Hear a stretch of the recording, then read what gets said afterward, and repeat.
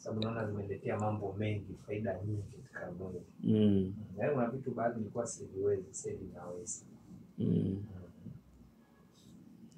Mimi nafikiri ni mapenzi ya mtu kuona kitu gani afanye, kitu gani asifanye. Kwa mfano wewe unadai umetokea kipindi kile hadi leo ni mwaka na toka nitumia dawa. Tayari mwaka mmoja nimemaliza. Yaani mwaka nimemaliza.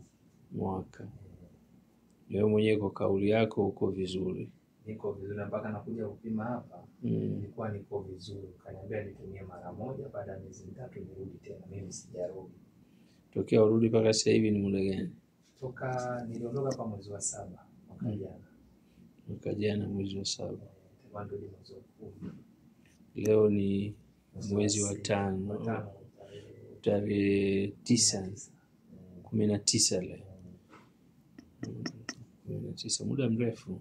Ndani naanza kutumia muda kama mwezi wa 4 hivi. Sasa tunaona afya yako imeimarika. Kila kitu kiko kizuri, lakini mtu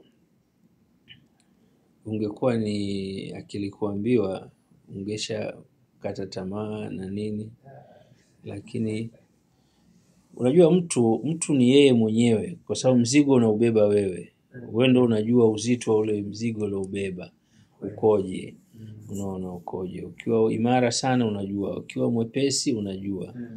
Kwa wewe ndio unajua uzito wa mzigo ambao.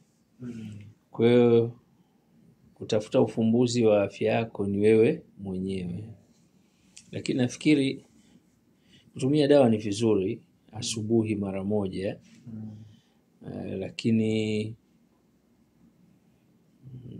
mimi huwa napenda kushauri mtu kuwa huru, kwa sababu wewe kwa mujibu wa kauli yako kutoka mwaka jana mwezi wa 7 hadi leo mwezi wa 5, muda mrefu. Bado kidogo utimie mwaka. Ni bora kutengeneza mfumo wa kinga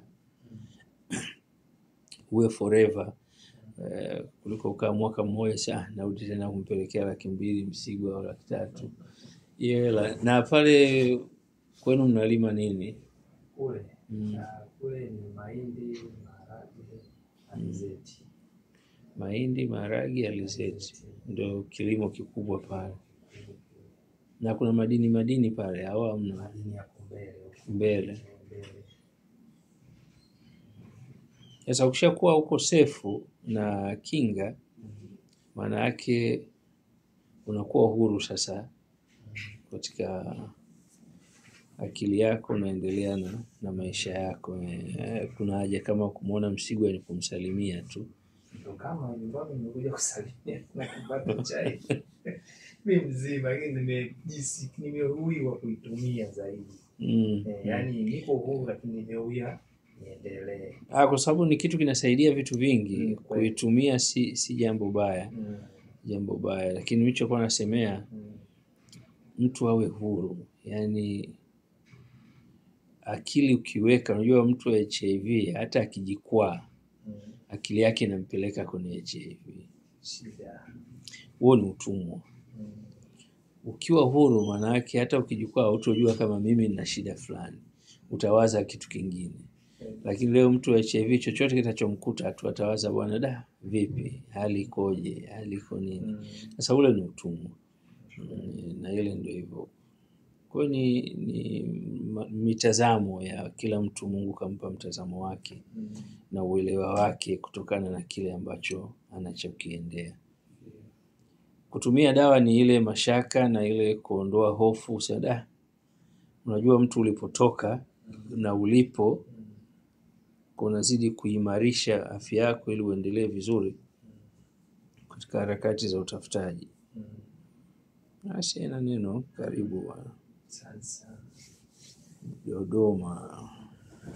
Nitapita pale, mimi naanza ziara mwezi huu wa mwishoni au. Kwa hiyo nitakaa Dodoma kidogo hata siku 2-3 wanapumzika pale.